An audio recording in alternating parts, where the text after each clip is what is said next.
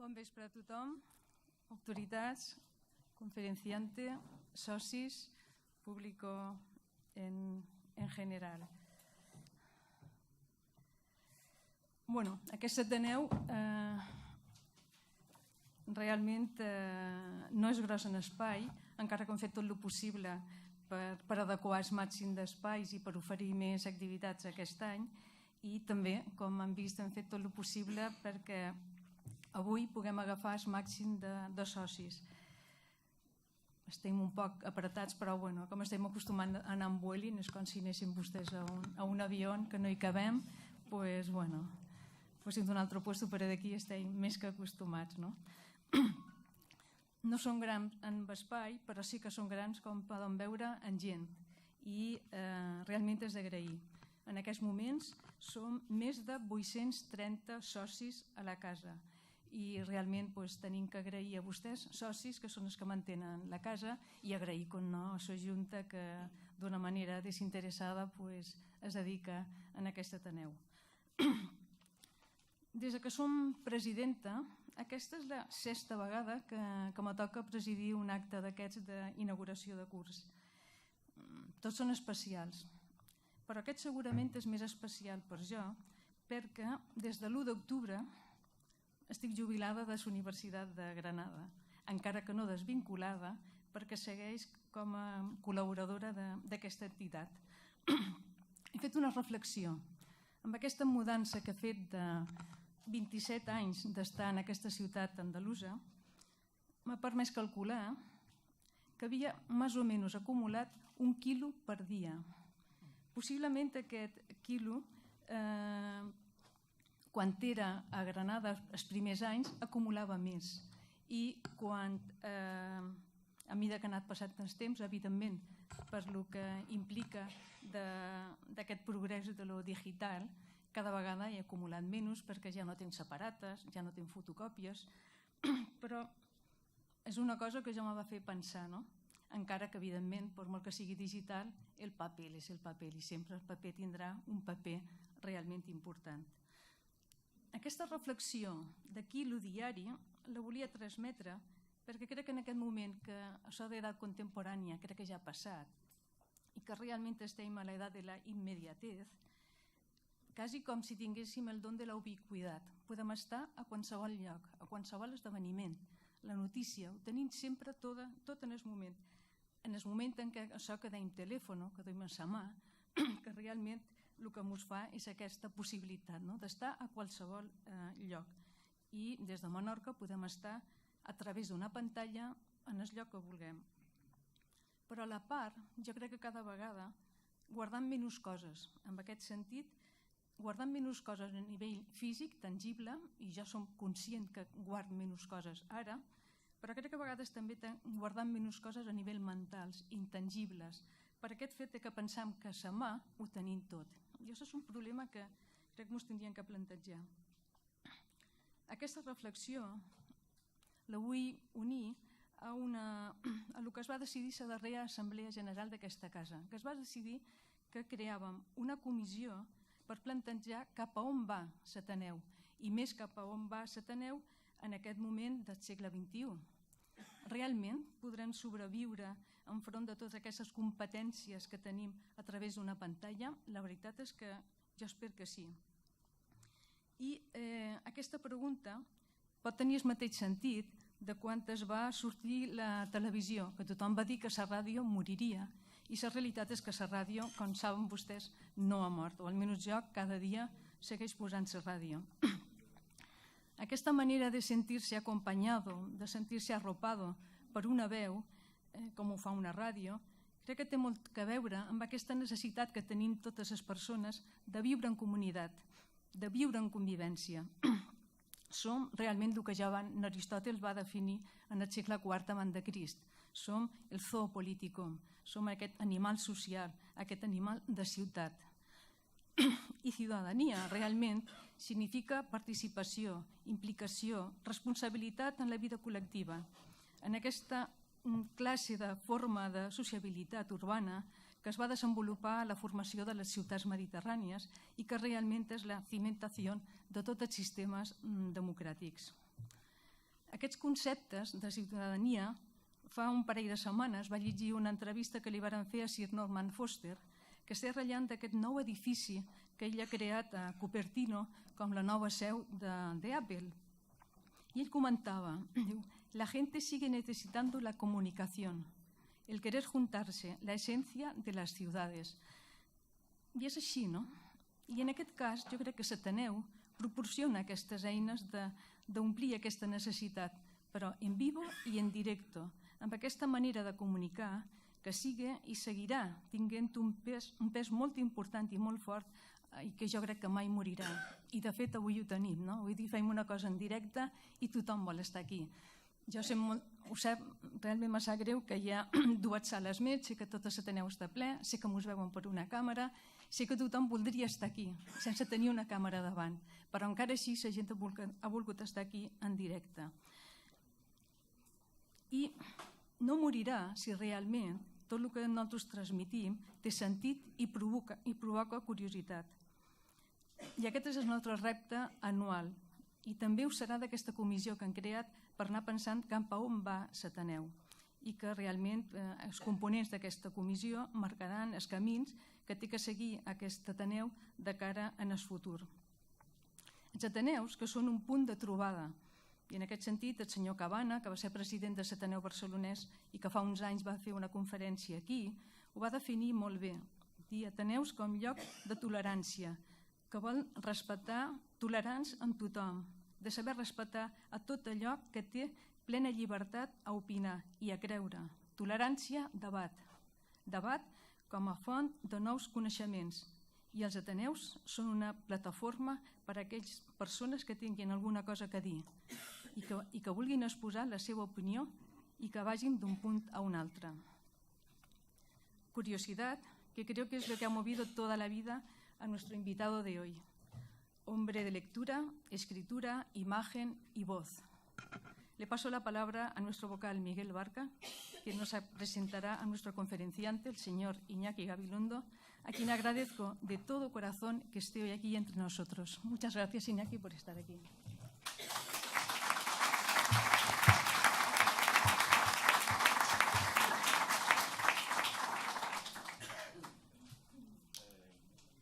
Bona nit, senyores i senyors. Bona nit a tothom i gràcies per estar aquí, perquè la vostra presència és la que dona sentit a la vostra institució. Gracias, presidenta, por haberme puesto de nuevo ante la tesitura de presentar a un personaje a quien todo el mundo conoce, lo que acerca mi tarea peligrosamente al ridículo. En el intento de evitarlo solo me queda recurrir al plano personal y funambular por la fina línea que separa la confidencia biográfica de la indiscreción doméstica, siempre algo traicionera. En este empeño, y tras citar las principales cualidades que han proyectado a Iñaki a la excelencia, en mi opinión, una memoria prodigiosa que le permite leerlo todo, pero además acordarse de lo que ha leído. Dominio del lenguaje que le permite la rareza de hablar y pensar a un tiempo. Contención emocional que le aproxima a la objetividad. Capacidad de síntesis imprescindible para describir la realidad. Y tenacidad y constancia, sin las que nada se logra. Os diré que Iñaki hoy está aquí por sus méritos propios, sí, pero sobre todo porque es uno de los nuestros. Y ahora os explico cómo superó su condición de forastero. Conocí a Iñaki mediados los 80, muy reciente aún su imagen televisiva, informando sobre el 23F. Y desde entonces pasa todos sus veranos en el puerto. Luego ya es maonés. Desde el principio descubrió el inocente placer de esa Valtasilla. Eso le hizo menorquín. Y la voluptuosidad de madrugar con baño en Macarella, bautizo ciudadanenc. Y el atávico ritual de la luna de agosto en Calamesquida, esa playa próxima a Esmurtá, epicentro dispensador de esencias menorquinas. Y disfrutó también del socrático deleite de noches enteras conversando por conversar. Pasando los años, también entre nosotros, se le hizo difícil disimular el orgullo de padre y algo después obviar el irresistible y melindroso goce de las nietas. Hombre puntual y de rutinas, inevitablemente adquiridas a fuerza de madrugar a las 4 durante, digamos, muchos años, sigue presenciando año tras año la procesión del Carmen desde su terraza mahonesa, frecuentando día tras día, al amanecer, las que ya son sus playas, desayunando en Can Joanet, donde rastrea innumerables periódicos como si fuera a ocurrir realmente algo novedoso. Y el día de San Ignacio jamás perdona un mero en el Cap Roig con postre de trufito. Así que, casi por gravedad, aquel mozo guipuzcoano, estoico, austero y antiguo corredor de San Fermines se ha venido haciendo de los nuestros. Hablar de los nuestros me viene aquí al pelo para filtrar otra confidencia muy oportuna en estos tiempos de exclusión y esgrima de identidades. Y es que hace ya mucho confesaba sentirse donostiarra en Euskadi, vasco en España, español en Europa y europeo en el resto, lo que ilustra muy bien los enormes beneficios de combinar inteligencia con identidades y sentimientos fluidos. En fin, para acabar con las confidencias, añadiré que como la gente de auténtica valía, Iñaki no es consciente de la admiración que despierta y comparte sin vetos ni prevención inquietudes y opinión, y que mantiene su insobornable voluntad de preguntar tanto a sabios como a legos, y que hace ya algún tiempo le percibo fraguando un creciente escepticismo que no proviene tanto del inexorable paso del tiempo como de la dificultad de concebir el inmediato futuro con los baremos que aún ayer parecían válidos. A continuación espero que nos hable de ello y quizás que alivie nuestra perplejidad con alguna de las respuestas obtenidas en su intenso peregrinaje por los centros planetarios de inteligencia y conocimiento que me consta forma parte de su penúltimo empeño. Gracias, amigo, por serlo y hoy por compartir tu perplejidad con la nuestra. Todo vuestro, Iñaki Gabilondo.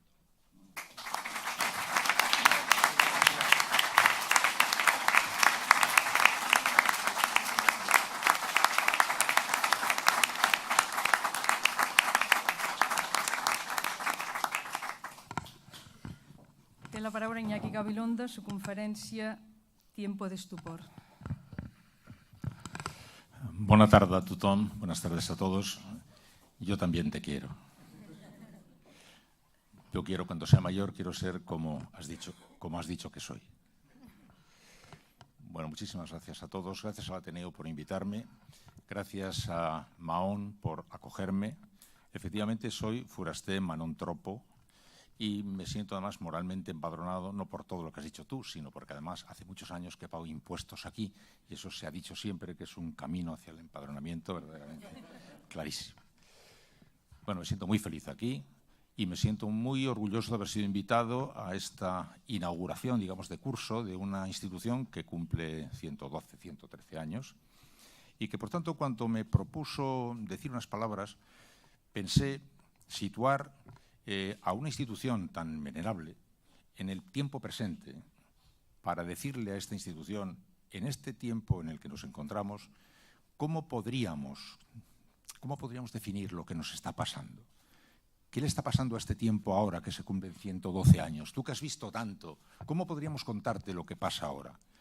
Y me pareció que la palabra más adecuada era estupor y decidir tiempo de estupor me parecía muy claro y muy evidente. Y además necesitaba poca explicación, con lo cual la conferencia podía finalizar aquí, porque no hay nadie que no esté de acuerdo en que vivimos tiempos de estupor. Luego me di cuenta de que el estupor acompaña al tiempo, a todo tiempo, al actual y al pasado. Sospecho que todo ser humano, a medida que va pasando el tiempo, va descubriendo con estupor eso, que va pasando el tiempo y que vienen cosas por detrás que le empujan y que se van alejando sus elementos de referencia. Y posiblemente por eso todos los tiempos han sido de estupor, sobre todo por el estupor de vivir sin perspectiva. se vive sin perspectiva. Nadie vive con perspectiva.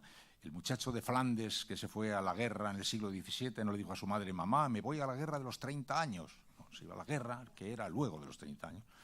O el que fue a la guerra, Primera Guerra Mundial. La Primera Guerra Mundial fue Primera Guerra Mundial cuando hubo Segunda. Hasta que no hubo Segunda, la Primera era solo la Gran Guerra. Y sobre todo el caso de Longo, aquel gran personaje de la novela de Stendhal, La Cartuja de Parma, ¿no?, que se encontraba en el frente y decía: heme aquí, yo soldado con una escopeta y un casco y un enemigo enfrente, tengo que tomar esa loma. Pero estamos en una pequeña escaramuza de un día cualquiera de la historia. Es un día decisivo. ¿Estamos ganando? ¿Estamos perdiendo? Estaba en Waterloo. Él no lo sabía. Se vive sin perspectiva. Y por eso la gente que vivía en España a finales del año 1492 no sabía que aquel año iba a quedar marcado para la historia por lo que luego lo marcó. Como posiblemente nosotros aquí reunidos no sabemos si hoy, casualmente, este día que parece un día como los demás, va a quedar marcado para la historia, de manera definitiva, por algo que está pasando, quién sabe dónde, donde esté a punto de nacer algo, o alguien, o algún invento, o algún gran elemento transformador. Por tanto, se vive siempre sin perspectiva y se vive siempre en estupor. Pero este estupor tiene una particularidad, que es un estupor derivado de la globalización y de las nuevas tecnologías, que lo convierte en universal y en vertiginoso. Los cambios que todos han ido padeciendo, o viendo, observando a lo largo de su vida, ahora nos sacuden de una manera enloquecedora. Leí hace no mucho los libros de Stephen Zweig o de Speer, que fue ministro de Hitler, ¿no?, cuando decía: educado en mi familia, a la prusiana, en una familia tradicional, padres y abuelos viviendo una misma corriente que parecía estar marcada y destinándonos a todos a un futuro sin interrogantes. De pronto, la gran sacudida. Siempre me ha impresionado eso de las grandes sacudidas de la historia. He pensado que podría ser, por ejemplo, un alemán nacido en 1920, que de pronto pues vivió la exaltación de la llegada del nazismo, un adolescente con el fervor, la sangre al rojo de aquella emoción de aquellos tiempos, que se fue a una guerra en la epopeya en la que estaba viviendo, que vino humillado, destrozado, avergonzado, marcado para siempre a fuego con su vergüenza, que le tocó vivir en un pedazo de Alemania que a lo mejor era una Alemania que luego, cuando se unieron, pues le llevó a vivir a otra Alemania, o en una Alemania en la que no se había educado. Esas descolocaciones vitales siempre me han desconcertado. Como por ejemplo le pasaba con el músico Franz Lehár. Dices: músico vienés por antonomasia, autor de La Viuda Alegre, que sé que hace poco se ha puesto aquí en... No. El músico vienés. El músico vienés era vienés porque Viena era la capital del Imperio Austrohúngaro, pero él era de la parte húngara del Imperio Austrohúngaro. Ah, bueno, húngaro, no. De la parte checa del Imperio Austrohúngaro. Ah, checoslovaco, no. De la parte eslovaca del Imperio Austrohúngaro. Como uno, sin darse cuenta, como un alsaciano, que de repente en un momento es francés, en otro momento es alemán, el vivir es siempre una sacudida de estupores. Y me imagino que ha habido muchísima gente que ha vivido sin terminar de entender qué le pasaba y se ha muerto sin saber qué estaba pasando. Pero eso ahora está ocurriendo de una manera global y a una gran velocidad. Yo siempre he sabido que la Tierra es como un bólido catapultado alrededor del Sol. Pero ahora lo noto. Ahora parece que noto que estamos corriendo mucho, que todo se mueve a una velocidad absolutamente vertiginosa y de una forma completamente global. Y eso está introduciendo elementos de gran desconcierto. No desconcierto solo para analizar el panorama mundial, desconcierto individual de todos y cada uno de nosotros. Miren ustedes, se lo contaba hace no mucho a mi amigo Barca, Miguel. Le Nouvel Observateur hizo un ejercicio que me pareció fascinante.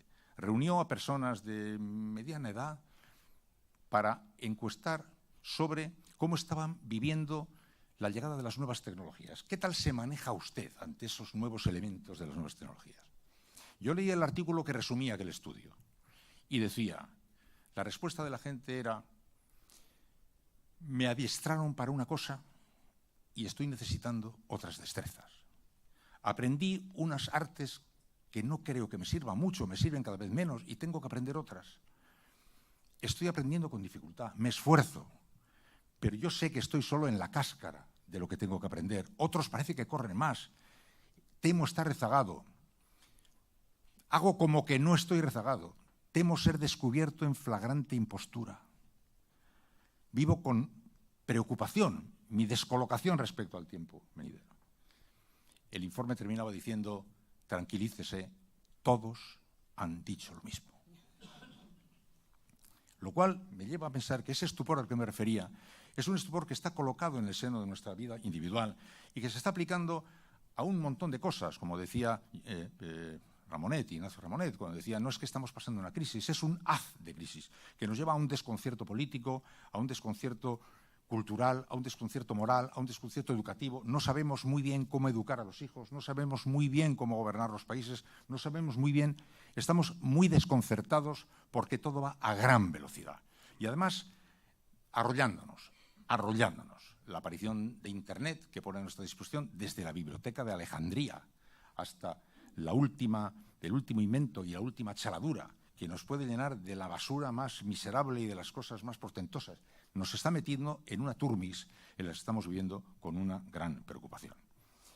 Mientras tanto, el mundo, a su vez, como consecuencia de otras muchas cosas, además de estas, está viviendo sacudidas formidables. Se está desplazando hacia el escenario asiático, lo que antes se desarrollaba en el escenario occidental, como consecuencia de la caída del muro, aquel universo de certezas en el que todos vivíamos, el mundo occidental y el mundo comunista, los buenos y los malos. ¿Qué pasa en cualquier país africano del que no habíamos tenido ni noticia? Nos bastaba saber si está bajo la órbita de A o bajo la órbita de B y lo teníamos ya colocados. Más o menos nuestros principios, nuestras estéticas, nuestros gustos, nuestras aficiones, las películas que nos tenían que gustar, las cosas que teníamos que no... Formaba ya empaquetadas parte de esta especie de territorios, en cierto sentido, clarificados por aquel mundo bipolar. Se acabó eso, se diluyeron las certezas. Y cuando estábamos viviendo ese tiempo, que alguno creyó que era el fin de la historia, descubrimos de pronto la más amarga, la más dura de las verdades. No por sabida, porque lo sabíamos todos desde el Pleistoceno, más evidente, el imperio del dinero, de una manera colosal, apoderándose con todas las de la ley y sin misericordia de la vida en la que estábamos viviendo. La sacudía el 2008, que de forma descarnada y desnuda nos dijo: señores, no jueguen ustedes más, o jueguen si lo deseen, pero no ignoren que por encima de todo está flotando una nube de intereses financieros que se mueven fuera de control o que se mueven dentro del control de la lógica del dinero, que tiene su propia lógica y circula con su propia naturaleza y tal. Pasando por encima pues, de muchas cosas, pero pasando por encima también de las democracias, de las voluntades de los pueblos, etc. Ese estupor es un estupor añadido al estupor anterior que nos ha dejado en estado más o menos de descolocación suprema y que no ha sido todavía respondido de una manera adecuada. Cuando la crisis de 2008 y cuando el presidente francés dijo: esto nos va a obligar a repensar el capitalismo y tal, nos dio la risa, a los 10 minutos no se repensó nada, estaba todo como el día anterior, pero habíamos teóricamente pasado una lección que después medio la hemos encajado y la hemos incorporado a nuestro estupor colectivo. Bien, la vida sigue andando así y como consecuencia de todo eso, más la globalización, más las nuevas tecnologías, se ha producido este gran terremoto, un gran vaivén, con todo a la vez bueno y malo. Este es otro de los rasgos formidables del tiempo que nos ha tocado vivir, que no es una corriente que podamos descalificar como mala o que podamos saludar como buena, así, sin matices, porque viene llena de bueno y de malo, como el propio mundo de Internet, que nos puede traer lo mejor y lo peor, nos trae lo bueno y lo malo. La globalización, la gigantesca oportunidad de extender por todo el mundo el gran pensamiento modernizador, el gran pensamiento social, el gran pensamiento de los derechos del hombre, la formidable oportunidad que el mundo tiene como nunca y al tiempo la ocasión también de que se expandan los intereses haciendo un aplastamiento grande incluso de las conquistas que se han podido lograr. Las nuevas tecnologías, herramientas maravillosas para todo y al tiempo herramientas que te pueden aprisionar, nos colocaban en un lugar en el cual aquel mundo de certezas en el que todo era bueno o malo, era muy sencillo, blanco o negro, los míos, los no míos, nos obligaban ya a jugar con una formidable cantidad de matices. Tocábamos el piano con 2 dedos, teníamos que empezar a tocarlo con 10. Todo era muy diferente. Habíamos pasado de la aritmética elemental a la alta matemática. Ya no era nada fácil marcar las rayas de lo bueno, de lo malo, de lo mejor, porque estábamos siendo desafiados para enfrentarnos con eso, optando, eligiendo y haciendo un ejercicio de libertad y de toma de decisiones dificilísimo. Todo era cada vez más difícil. Mi hijo el mayor, que ya es mayor, me enseñó un día con un ejemplo lo que yo estaba intuyendo. Fuimos a un hotel cuando él tenía 16 años, la primera vez que él se encontraba con un buffet en un desayuno, ¿no? Una mesa llena de cosas, ¿no? Hasta entonces el desayuno era para él una cosa que le daban en casa, el café con leche, con un bollo y esto está, ¿no? De pronto él se encontró con todo a su disposición y se puso enfermo. Yo le dije, eso es para que elijas. Como la aparición de los grandes montones de canales de televisión, cuando teníamos una y luego dos y luego 400, era para que eligiéramos.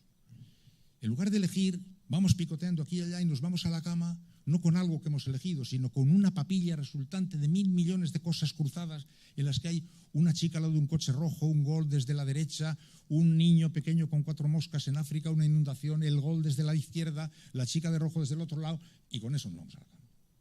Me parece una metáfora buena del barullo en el cual estamos moviéndonos mientras aprendemos a vivir en esta confusa y enorme y monumental cantidad de señales que nos llegan. En un momento en el oficio mío se había dicho ya el periodismo no hará falta, puesto que ahora mismo desde cualquier sitio te puede llegar la señal. Y justamente, muy poco después, descubrimos que justamente por eso era más necesario que nunca el periodismo, porque, como repito muchas veces y porque además es cierto, lo primero que escasea en las inundaciones es el agua potable. Es verdad, la gente no se lo cree, pero es verdad. Yo he hecho muchos programas de radio, cada vez que ha habido una inundación en algún país han pedido ayuda, lo primero que escasea es el agua potable.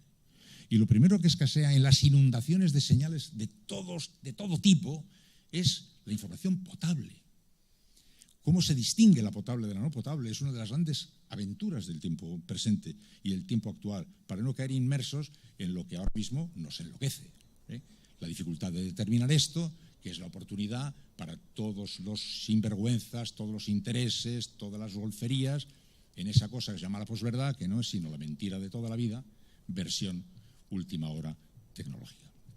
Entonces, en este juego de desconciertos y descolocaciones, era también natural que la política, sacudida por todos estos vaivenes, estuviera pasando los grandes descolocaciones. Y sin necesidad de ir muy lejos, veamos Europa, a la que de repente se le ha caído la armadura, como un flan, se desparrama. España se desparrama. Las cosas estaban en cierto sentido sujetas, se desparrama.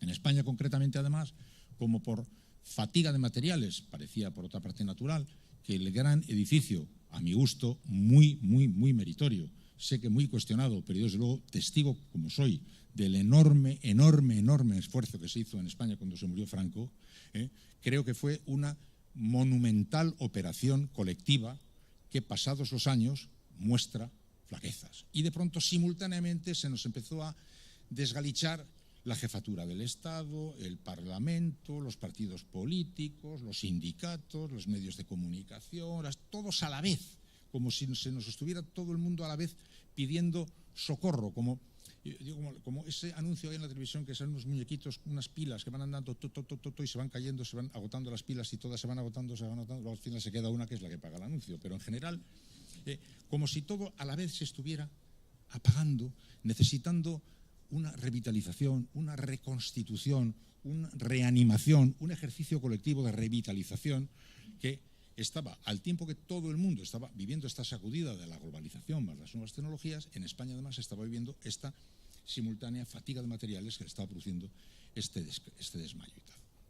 En estas circunstancias, pues se echaba más a faltar algo que yo considero que es clave y que en momentos de gran confusión como estos se convierte en imperativo, que es la necesidad de proyectos. De pronto a la sociedad se le han ido abajo los proyectos. Solo tiene proyecto el dinero. O sea, el dinero sí tiene proyecto. Tengo 8, quiero tener 18. Voy aquí, la lógica del mundo financiero, no estoy ni siquiera juzgando, lo estoy diciendo, la lógica natural del mundo financiero le marca un rumbo y un camino que no tiene en principio gran dificultad para ser esclarecido. Tenemos que crecer y engordar. Pero, salvo eso, los demás parecen haber perdido el rumbo. Están teniendo algunos países que pueden permitirse el lujo del largo plazo, como China, que como no es una democracia, puede hacer un plan a 15 años. Los demás, que estamos viviendo en una lógica democrática distinta, donde el fin del mundo es la próxima cita electoral, entonces tenemos grandes dificultades para poder operar sin proyectos, porque han desaparecido los proyectos. Europa fue un proyecto, no lo es. Es una especie de rompanfilas que está haciendo cada cual la guerra por su cuenta. España no tiene proyecto. España es un país ahora mismo sin proyecto, es un país con muchas cosas y muy buenas y maravillosas, pero no tiene proyecto y está desarticulándose. Convertir la contabilidad en un proyecto es insuficiente.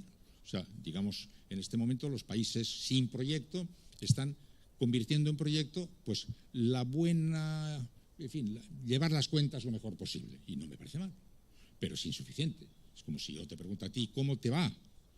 Y tú me dices, pues mira, un 3,7% más que el mismo mes del año pasado. Te diré, no me parece mal dato. Es un dato que me parece bien, pero supongo que con eso no pretenderás explicarte cómo vas. Debate sobre el Estado de la Nación y se habla de dinero. Y nos contamos unos a otros cómo nos van las cuentas. Pero una nación, como cualquier colectivo y cualquier familia y cualquier individuo, se necesita explicar con muchas más cosas. ¿Cómo van tus proyectos? ¿Cómo va tu familia? ¿Cómo van tus ilusiones? ¿Cómo va tu salud? ¿Cómo van tus sueños? 7,2.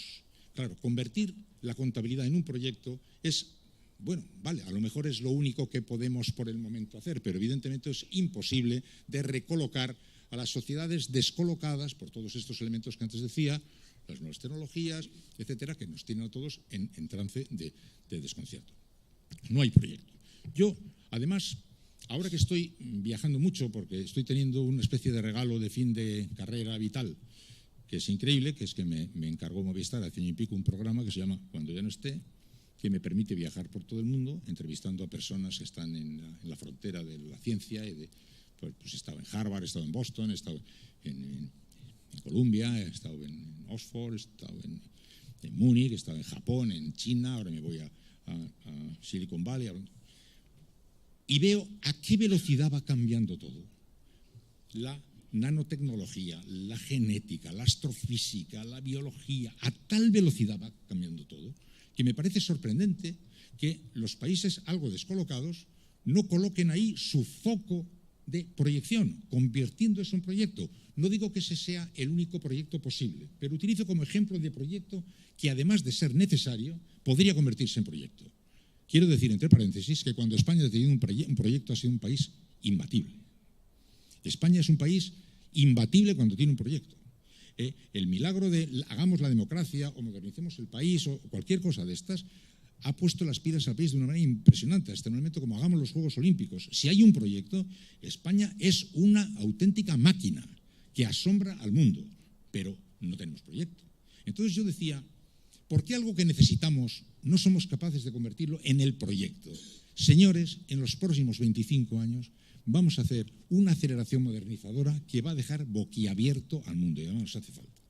Porque resulta que, haciendo un paréntesis científico en una casa como esta, digo que en un país que en los últimos años ha perdido una importante cantidad de dinero de los presupuestos de los fondos públicos para ciencia y para investigación, en un país que hay una enorme cantidad de personas, individuales y colectivas, instituciones, hasta el CSIC, universidades, hay un ejército de verdad, de gran importancia y de gran cualificación que está operando en I+D+I en el primer nivel de excelencia mundial. Sin embargo, viven como apartados en el rincón, en la cara oculta de la luna. Podemos celebrar 4 días seguidos de debates sobre el Estado de la Nación en el Parlamento y no va a asomar. En los medios de comunicación va a asomar de refilón, es decir, no está en el mainstream, no está en la corriente central de la circulación política y mediática, la actividad científica e investigadora que es imprescindible para este país y que además podría convertirse en nuestra gran bandera de referencia como proyecto. Desde luego, como digo, basta salir 10 minutos a asomarse por el exterior para descubrir que como bostecemos 5 minutos más, nos quedamos para vestir santos. Y, sin embargo, tenemos gran cantidad de elementos, gran cantidad. Empresas que están haciendo un trabajo puntero grande, instituciones, pero un montón. Personas individuales de primer nivel internacional. Y, sin embargo, no están ocupando el core.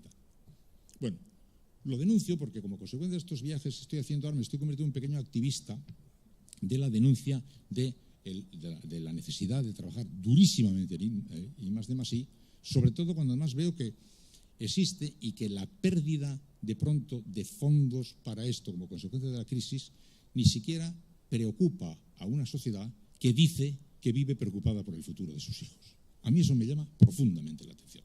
Que la sociedad diga que le preocupa el futuro de sus hijos y que los dos elementos determinantes del futuro de sus hijos, que es cómo va a ser el mundo que está cambiando a gran velocidad porque la ciencia viene que vuela, y los temas relacionados con el medio ambiente, que están siendo determinantes, no estén ocupando el centro, el altar mayor de la sociedad. Si estamos verdaderamente pensando en nuestros hijos, deberíamos tener la cara puesta ahí.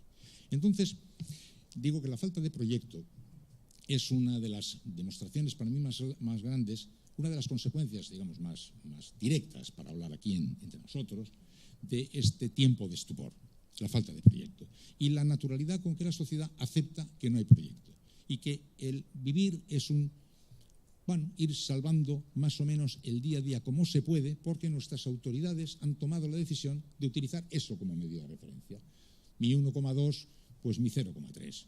Mi 4,21, pues mi 1,2. Pero viviendo en solitario las aventuras de la epopeya vital, de construir tu futuro, de avanzar tu futuro, sin estar inmersos en una especie de comunidad que colectivamente esté luchando por dar un salto grande hacia el futuro. Yo creo que la política de la modernización es imprescindible, pues es un país que además está muy desnivelado, tenemos una élite vanguardista que está en la vanguardia del mundo, y luego estamos simultáneamente viviendo otros territorios que operan en el siglo XIX, está muy desajustado.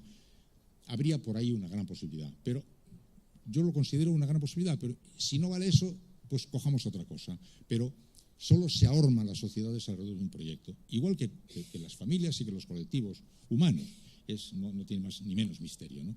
Entonces yo tengo la impresión de que esta circunstancia que le lleva al mundo en posición medianamente rabunda, pues tiene el problema de que mientras está viviendo de manera descolocada la sociedad, pues sí que avanzan de manera muy clara y con gran impunidad los intereses más claros y más manifiestos que sin misericordia alguna van aprovechando toda esa debilidad para colarse por todos los rincones.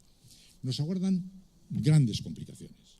Es necesario que tengamos además muy bien musculado el músculo colectivo porque nos aguardan grandes complicaciones, porque la sociedad se ha hecho más compleja. La globalización genera, por razones naturales y defensivas, una operación de corte reactivo para defender unas identidades que temen ser destruidas por la globalización. La globalización que te permite encontrar en Sudán o en Estocolmo a los chicos bailando las mismas canciones, cantando las mismas canciones, con los mismos jerseys, las mismas zapatillas, te anuncia en un mundo global. La globalidad de los derechos te maravilla, pero la uniformización te aterroriza, y el mundo aterrorizado busca en el seno materno el calorcito del hogar que está a punto de desintegrarse. Algo difícil de explicar, absolutamente lógico, absolutamente lógico. ¿Dónde está el problema? En las dosis, está el problema en las medidas, en el pulso.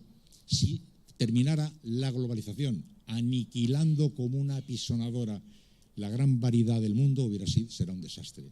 Si la globalización no puede avanzar porque cada cual se agarra como una lapa y se engancha como un garfio al metro cuadrado de su suelo, será otro desastre. Conciliar las cosas es la gran asignatura y la gran dificultad. ¿Verdad que es una gran dificultad conciliar las cosas? Estoy en Menorca. ¿Verdad que es una gran dificultad conciliar el sueño del turismo que necesitamos y el sueño de nuestra manera de vivir que no queremos que se pierda? ¿Veis que es una gran dificultad? Me parece la metáfora perfecta de lo que le está pasando al mundo. Eso le está pasando al mundo, que quiere tener una posibilidad de defender su identidad y no puede perder el tren que corre. Y eso es extremadamente difícil. Y tiene la particularidad de que no lo resuelve la batalla de yo soy bueno y tú eres malo, yo soy malo y tú eres bueno. Obliga a trabajar. Palabra devastadora. Obliga a trabajar, a pactar y a intentar, como se puedan, equilibrios endiablados en todo el mundo. El juego del equilibrio, ese es el juego en el que está ahora librando el mundo su gran batalla. Y se está librando en cada sitio. En Francia, la defensa de las viejas panaderías, con los elementos naturales y con los elementos patológicos. Y jugados además con una gran cantidad de factores de corte romántico, sentimental, no racional donde ahí perdemos definitivamente pie.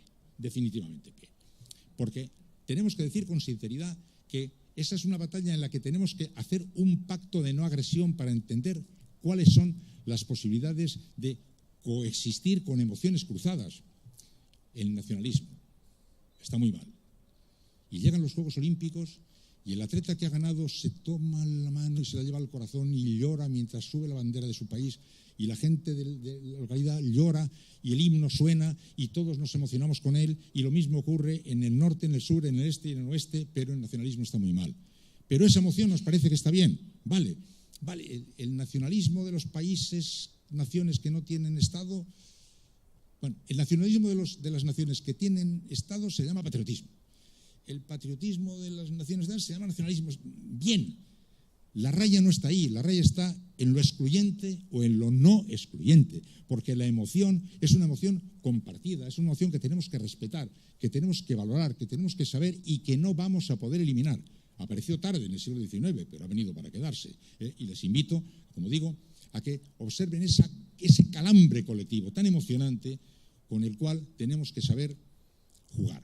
Jugar para ponerles la lupa en el ojo y descalificarlos por excluyentes, no por esas emociones que nunca podremos eliminar y que a las nuestras nos parecen muy bien, a las contrarias no, y a las de los países que tienen Estado les llamamos patriotismo, a las que tienen Estado las descalificamos. Juguemos con cuidado con esto, pero acerquémonos con cuidado a esos territorios no racionalizables.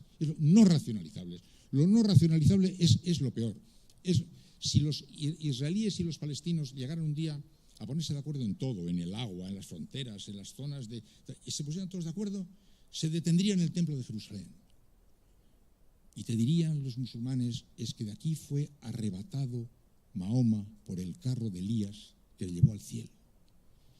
Y de pronto se detiene la posibilidad del acuerdo porque ha aparecido lo sagrado, ha aparecido lo no negociable. Y el mundo está ahora mismo rodeándonos con infinidad de elementos de este carácter. Y esas circunstancias tenemos que saberlas mirar, porque a lo mejor nos gustaría que desaparecieran, pero no van a desaparecer. Vamos a tener que colocarlas en un lugar diferente, como a la religión, que la tendremos que colocar en un lugar que no dificulte la gestión de las cosas colectivas, pero que van a estar ahí porque están.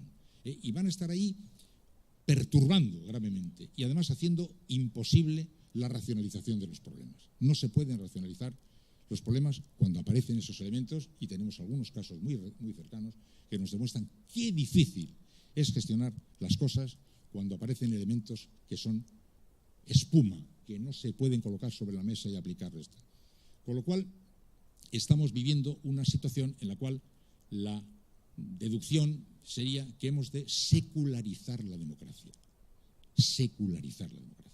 Porque las democracias viven muy religiosamente inmersas en toda esta realidad que yo digo. Hay una teología política. Vivimos la política como una teología.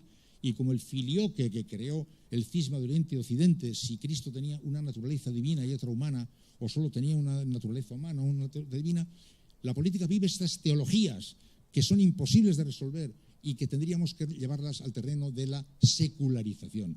Demos a la democracia su valor secularizador y tratemos de apartar los elementos de la teología política. La secularización es imprescindible. La secularización de la política llevándonos a la democracia seguramente al entendimiento de lo que la democracia es. La democracia no se inventó para resolver los problemas más fácil. No. A partir de la aceptación de que tú eres un ser dotado de derechos, porque en la Declaración de Derechos Humanos te reconoció los derechos, te dijo la sociedad, a partir de ahora no podremos hacer nunca nada que te afecte en lo que tú no tengas algo que decir. Inventemos un sistema en el que tú o tus representantes estén presentes en la toma de decisiones que te afecten a ti. No estamos aquí reunidos para hacer una reunión de gentes virtuosas. Estamos aquí inventando un mecanismo para arbitrar y gestionar los intereses en conflicto, para arbitrar las miradas divergentes. Racionalicemos este asunto e inventemos un procedimiento para negociar las divergencias. Esta no es una escuela de santidad, esta es una escuela de de gestión de los intereses en litigio. ¿Cómo nos escandalizan las películas americanas, el ala oeste de la Casa Blanca, en la que de repente vemos que el senador por Arkansas está siendo invitado a canjear su propuesta de hacer una factoría aserradora en la capital para que yo pueda sacar un voto más para mi política educativa en Wyoming? Y nos quedamos atónitos. Y sin embargo estamos asistiendo al ejercicio de la democracia secularizada, la democracia que es la herramienta para gestionar intereses en conflicto. Y por tanto, con una democracia secularizada, con las emociones colocadas en otro sitio y con la conciencia de que la complejidad de las cosas va a hacer imposible operaciones simples y que estamos llamados a hacer siempre operaciones compuestas, estamos condenados, entre comillas, a vivir del acuerdo. Tenemos que vivir del acuerdo. Tendremos que terminar viviendo del acuerdo siempre, cada día más difícil. A mí decía Javier Solana, ¡ay, qué hermosa aquella Europa de las 7! Ahora, la toma de decisiones a 28, ¿ustedes se imaginan qué debe ser una toma de decisiones a 28? Los del Brexit, qué divertido, los del Brexit. El Brexit dice que se va, vale, vete. Ahora el Brexit dice, vengo a negociar con Europa. Sí, pero vienes a negociar con Europa y la carpeta agraria de Europa, que Europa tardó no sé cuántos años en resolver, con los intereses de 27 ahí en medio de salsas, ahora tú metes a meter la mano ahí y tienes que pactar con los 27, que a mí no me toques esta decisión. La toma de decisiones se ha convertido en algo diabólico en el mundo actual. Y la toma de decisiones mezclada con elementos intangibles convierten el asunto en imposible y altísimamente peligroso. Por tanto, yo tengo la impresión de que mientras llega el día en el que las sociedades se familiarizan con la complejidad de las nuevas realidades globales y tecnológicas, mientras encontramos una nueva pista de aterrizaje para el desconcierto en el que vivimos, deberíamos, a mi juicio, colocar, como digo, la democracia en el terreno más racional y tratar de actuar con la complejidad de una manera más serena, sabiendo que no tenemos recetas y que tenemos, sin embargo, que encontrar la manera de coexistir y de convivir. No es fácil, porque estamos todos empujados, cada uno de nosotros, por las inercias de nuestros códigos de bueno, malo, amigo y enemigo, que nos van a acompañar, pero que, sin embargo, no nos terminan ayudando gran cosa. Esto no resuelve naturalmente los problemas del ahora mismo, y el gran problema del ahora mismo no hay quien lo resuelva así, pero sí que, analizando el tiempo de estupor, creo que del estupor solo se puede salir racionalizando la democracia y llegando al convencimiento de que hay que aceptar la complejidad como un elemento muy diferente de aquel en el que los buenos y los malos, los míos y los otros, nos permitieron vivir serenamente creyendo que teníamos muy bien amueblado nuestro cerebro. Ahora esto ya es un juego de cromatismo muy complejo que no podemos tratar de resolverlo de esta manera. Yo, mientras el estupor esté ahí habitando en nuestras vidas, y en la mía, por supuesto, como se nota, yo, sin embargo, me acojo a algún elemento estable. ¿Hay algún elemento estable? ¿Hay algún elemento estable? Todo esto se mueve, pero todo se mueve, ¿o hay algo que no se mueva? ¿Hay alguna pista de orientación? Hay una pista de orientación. Los elementos estables están en el ser humano. Los días tienen 24 horas, hoy como en el Cromañón. El corazón del hombre se maneja en un ritmo cardíaco que va de aquí o aquí aproximadamente igual que el que podía tener el hombre al que le perseguía el Diplodocus hoy. Hay elementos estables que te dan una pista para poder vivir organizadamente. El miedo, el amor, la alegría, el afecto. Son elementos de verdad, no son abstracciones, son elementos ciertos. Y en esos elementos ciertos podemos construir un universo que nos afirme en valores así. Aristóteles, que era un chico muy listo, después de pasarse toda la vida pensando, lo último que se le ocurrió decir es decencia.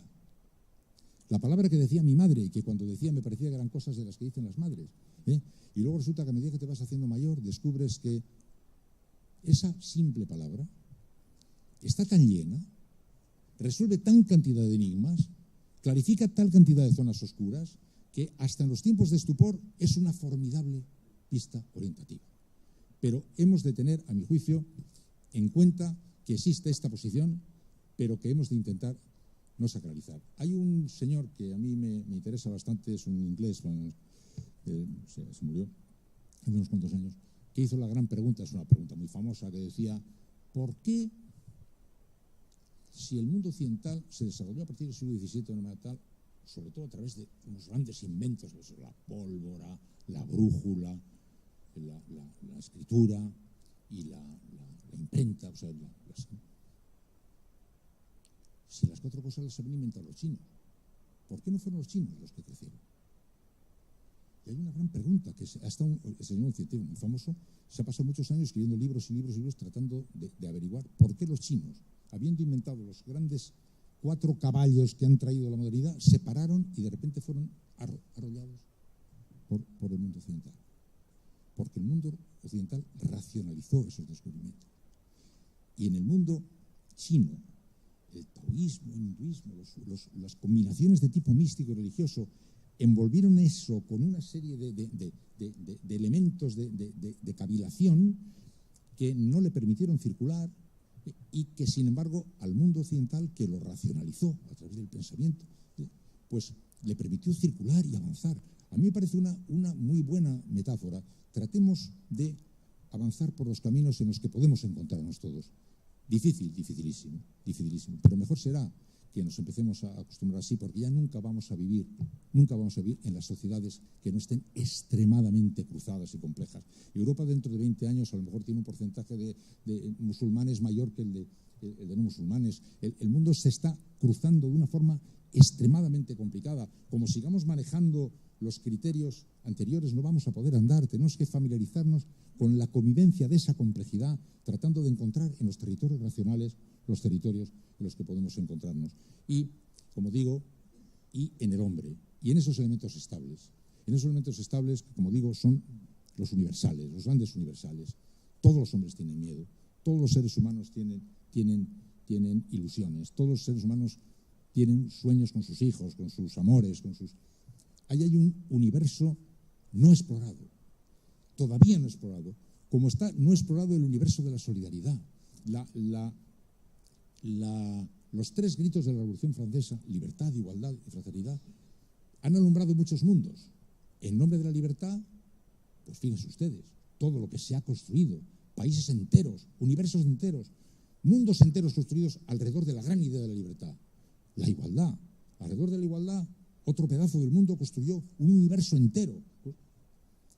Y ha cojeado porque la tercera pata, la solidaridad, se resolvió por la vía más o menos superficial de los gestos afectivos, los ejercicios voluntariosos, los elementos caritativos, las acciones más o menos laterales, pero no se ha construido un corpus político, universo entero construido como se ha construido en torno a la libertad o en torno a la igualdad, y cojea por ahí.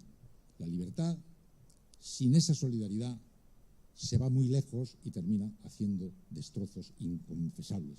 La igualdad termina haciendo destrozos inconfesables. Solo los templa ese tercer elemento que, sin embargo, ha quedado solo, retóricamente expresado y no trabajado como los otros elementos. Yo ahí tengo la impresión, por tanto, de que, y concluyo, que el estupor que ahora vivimos es el estupor de la vida del ser humano siempre, con el agravante o añadido de la globalización y las nuevas tecnologías que le han universalizado y disparado a velocidad vertiginosa, que ha producido desajustes en los que estamos viviendo todos, que estamos desconcertados, viviendo en territorios políticos a su vez también desconcertados, y que solamente podremos recolocar dando a nuestros responsables políticos la orden de que construyan proyectos y dando a nuestras propias interrogantes respuestas de tipo racional y de tipo humano. Yo creo que está por ahí. Desde luego, en el mundo de la política, tampoco en momentos como este, pues estamos teniendo grandes luminarias que hayan podido ayudarnos a salir de este estupor. Pero, en fin, eso sería demasiado fácil, esperar que de pronto venga aquí Deus ex machina, baje del cielo y nos ponga las cosas encima de la mesa, ¿no? Pero, bueno, en resumen, más o menos este sería mi punto de vista. Y nada, que cumplan ustedes un año ateneístico brillante y que sean todos muy felices y que les vaya muy bien, que se cumplan todos sus sueños. salud y prosperidad.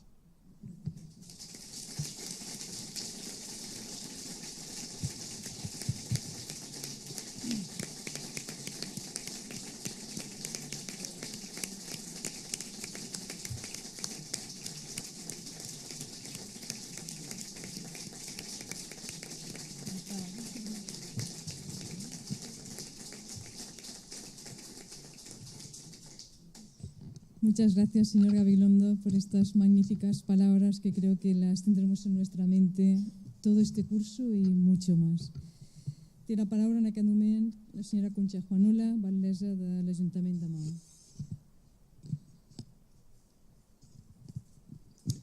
Gràcies. Bona nit. Quin compromís haver de xerrar ara després d'un Iñaki. Menys mal que duc una mica de cosa escrita, si no. Bona nit a tothom. Moltes gràcies per ser convidada d'aquest inici de curs. Consellers, presidenta, estimat Iñaki. Avui la UNESCO ha estat notícia. Millor dit, ha estat notícia que el president dels Estats Units hagi anunciat la intenció d'abandonar la UNESCO, que, com saben, és l'Organització de Nacions Unides que se crea per l'educació, la ciència i la cultura. Quan pensava avui de matí en aquest acte i en aquesta notícia recent, reflexionava en com els governants poden decidir de quina manera han d'actuar els seus governs i com les seves decisions influiran en l'avanç o retrocés dels seus països o de les seves comunitats.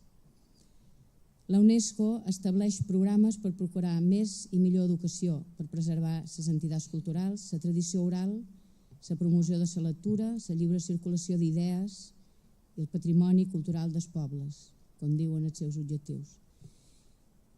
Preocupa molt que un dels més alts dignataris del món abandoni o vulgui abandonar aquesta organització. Temps d'estupor, Iñaki. Temps d'estupor. Temps de reflexió, també. Temps de mirar endarrere, esperant haver après de la nostra història recent per mirar endavant i per canviar allò que necessita ser canviat. Les passions, de vegades, ajuden a impulsar canvis o a mantenir situacions, però quan ens trobam davant problemàtiques de molta complexitat, com la que ens trobam ara, les passions i les adhesions sense matisos poden incrementar els conflictes. Crec que avui necessitem més que mai espais de debat d'idees, de confrontació pacífica d'opinions, de llocs on es trobin persones que sabem que no pensen igual, que no pensem igual i que volen fer un exercici de cultura en majúscules. En contextos així, agafa més que mai importància la feina que poden fer les entitats culturals i socials, organitzacions de ciutadans com els Ateneus, que fomenten el coneixement científic, literari, artístic, que difonen la cultura en tots els seus aspectes i que, com avui, reuneixen gent interessada en debatre idees i en avançar com a societat. Moltes gràcies, Ateneu, per la seva feina, per la contribució a l'avanç de les societats, de la nostra societat, en aquest cas més propera, més humana i més propera. Gràcies.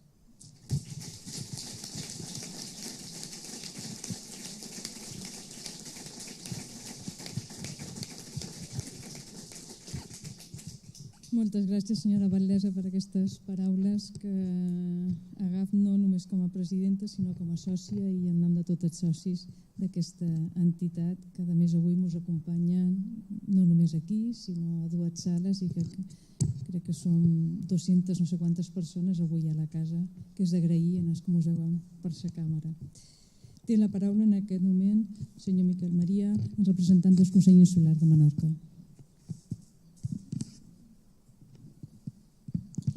Bones tardes a tothom, benvolguda presidenta de l'Ateneu, autoritats, amigues i amics. Voldria en primer lloc traslladar-vos la salutació de la presidenta en funcions del Consell Insular, la Maite Salort, que no ens pot acompanyar avui vespre, i de la resta de l'equip de govern del Consell. Agraïm que cada any l'Ateneu convidi en el Consell en aquest acte d'inauguració de curs i procurem no faltar a la cita perquè després de 112 anys d'existència l'Ateneu continua sent una de les entitats culturals i socials de referència a Menorca, dintre i fora de Menorca, i això mereix el reconeixement de tots els ciutadans i també de les institucions. Molts viatgers il·lustres que han trepitjat Menorca al llarg del segle XX han deixat per escrit testimoni de la seva admiració per l'Ateneu, una entitat que en una illa de les dimensions geogràfiques i demogràfiques de Menorca ha fet una contribució espectacular, difícil de mesurar pel seu benefici en el saber, la ciència i la cultura en tots els seus vessants. L'Ateneu és probablement l'entitat de Menorca que ha catalitzat les aportacions més importants que s'han fet a Menorca, en paraules de Josep Pla, un dels llocs habitats per la nostra gent sobre els quals s'han concentrat, parla de Menorca, sobre els quals s'han concentrat una quantitat més gran d'observacions de la més diversa procedència. I afirma Josep Pla que l'Ateneu ha estat l'alma mater del moviment intel·lectual menorquí, un moviment tolerant, liberal i obert. És exactament així, i això ho sabem tots. Per la tribuna de l'Ateneu han passat les persones i les idees més representatives de l'esperit de cada època. En aquesta sala hem escoltat, hem discutit paraules dels signes més diversos, de Menorca i de fora de Menorca. Aquesta sala d'actes de l'Ateneu ha estat testimoni dels temes de debat més importants de la Menorca contemporània i també ha estat moltes vegades el lloc on per primera vegada hem tingut notícia de nous corrents de pensament o d'idees que despuntaven en la societat global. Avui, en aquest temps d'estupor que ens toca viure i que ens ha parlat amb tanta brillantor Iñaki Gabilondo, és més necessari que mai que l'Ateneu continuï essent una casa oberta en el diàleg, la tolerància i l'obertura d'horitzons. La nostra època, i aquest moment d'una manera especial, està caracteritzada per la reducció i la contracció dels discursos en eslògans que acaben en un tuit. Hi ha acceleració i també hi ha concentració. Vivim temps d'esquematismes, de simplificació, de blancs i negres sense matisos, de consignes que ofeguen l'anàlisi i el contrast. Jo crec que Menorca, malgrat que també aquí hi ha ressons d'intolerància i visceralitat i que alguns sucumbeixen en aquests cants de sirena, crec que a Menorca som una societat tranquil·la, que podem presumir d'haver sabut construir consensos amples.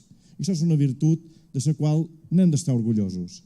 Els menorquins som un poble que en diferents moments de la nostra història contemporània hem estat capaços de posar-nos d'acord sobre qüestions fonamentals que afectaven el nostre espai físic, la nostra illa, i també la nostra comunitat, la nostra vida com a societat.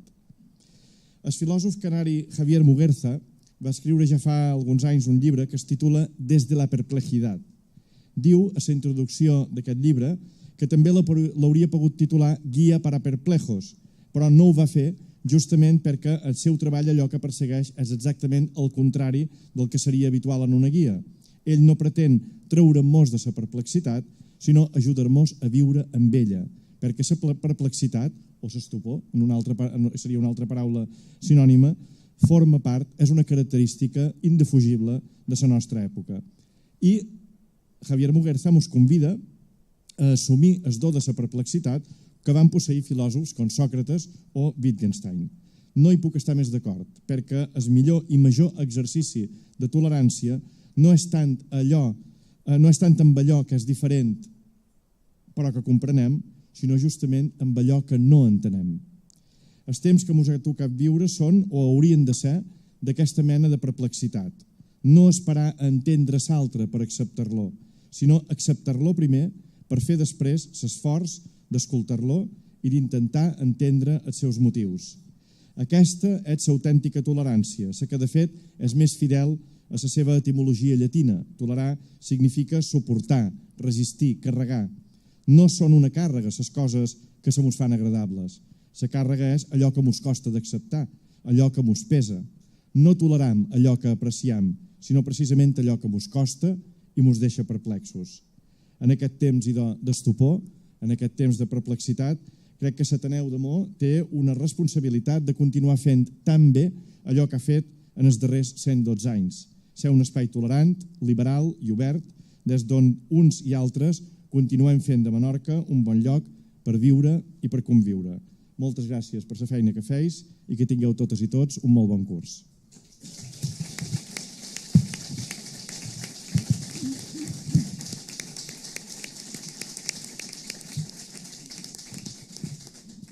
Moltes gràcies de nou, senyor conseller de Cultura del Consell Insular de Menorca i representant del Consell Insular per les paraules cap a aquesta entitat. Té la paraula en aquest moment i és la primera vegada, almenys des de jo, que jo som presidenta, que un representant del govern balear estigui en aquesta taula i en aquest acte d'inauguració. En aquest cas, pat la paraula a la senyora Tur, consellera de Cultura del govern balear. Bona nit, gràcies, presidenta. Bona nit, senyores i senyors. Iñaki Valdesa de Maó, consellers, regidor de Maó, directora general, senyores i senyors.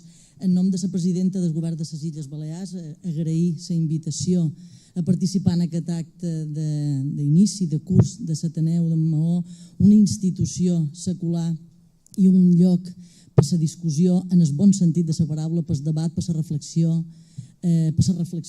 com ja dic, i aprofitant que tenim una persona, un periodista del prestigi de Iñaki Gabilondo Pujol, voldria fer algunes reflexions molt bàsiques sobre periodisme i poders públics.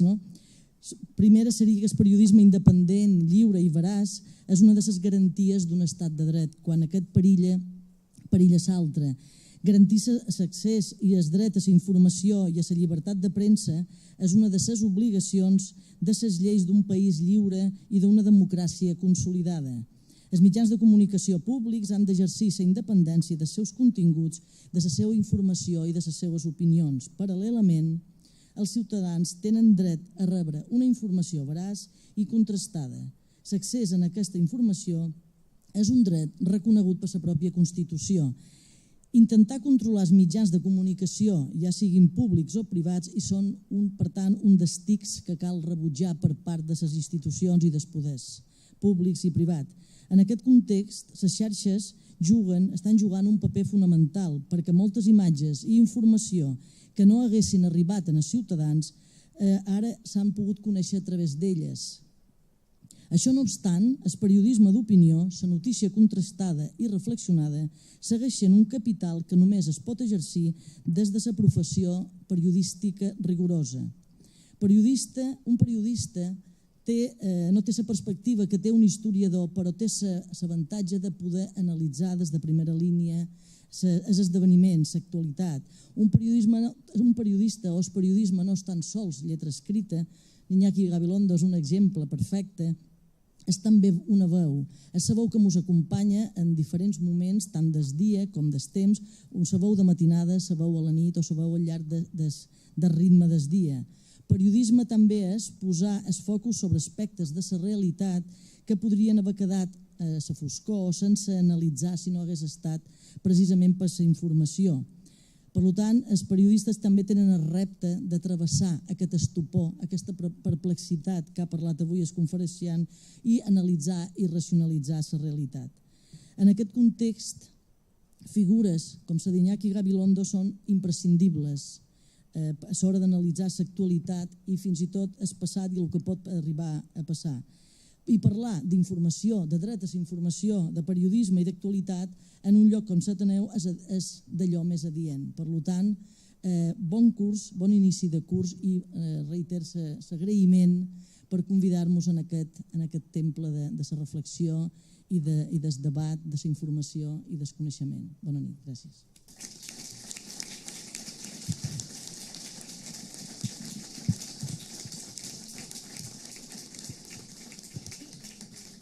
Moltes gràcies, senyora consellera. Queda inaugurat el curs. Crec que ens tenim que felicitar tots. Moltes gràcies a tothom per estar aquí. Evidentment, muchas gracias, Iñaki, porque sé que ha sido un esfuerzo personal para ti y tengo aún más que agradecértelo. I, evidentment, moltes gràcies a tothom que m'acompanya en aquesta taula i a tots els que estan aquí. Ara hem acabat, però si algú té ganes, vàrem inaugurar un pati que està aquí de vora, quedó algo de vino, no para todo el mundo, pero un poquito, va quedar algo de formatge, no para todo el mundo, pero un poquito, van quedar galetes, no para todo el mundo, però sí para unos cuantos, vull dir que si tenen ganes, no hi cabem tots en el pati, però els convidam a que passin. Bon vespre i bon curs a tothom.